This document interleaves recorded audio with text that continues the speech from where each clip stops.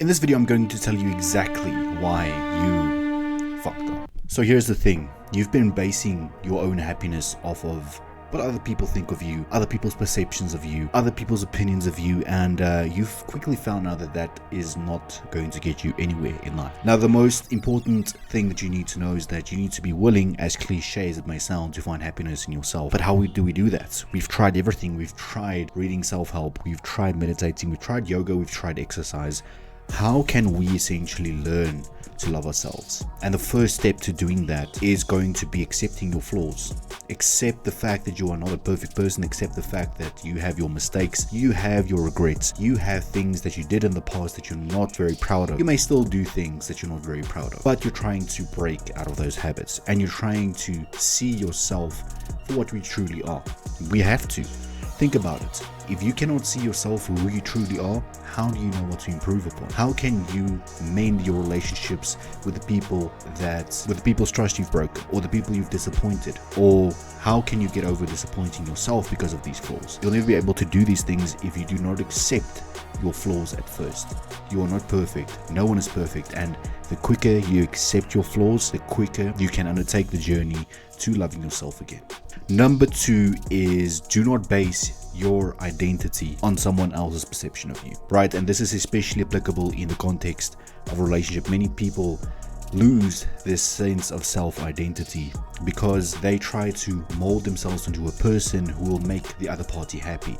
They try to mold themselves into someone who's a people's pleaser, who's always going the extra mile, but who receives less back. And I've been in that situation. I've done all of these things, and not saying that I was perfect, because I was absolutely not perfect, but I admitted my flaws. But I always gave my 100% to someone, but very seldomly did I get that 100% back.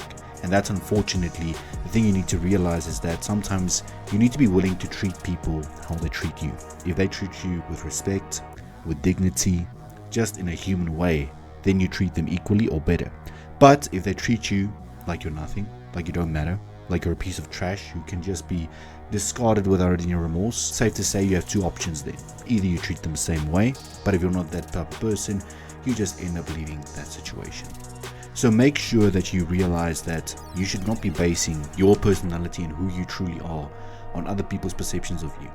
That should come from within you. It should come from inside you. It should come from the things that you've experienced, the decisions that you've made, before they mold you into the person that you are today. And if you're not happy with the person that you are today, it's time to make a change. It's time to start doing some introspection, and it's time to ask yourself the question, what has molded me into this?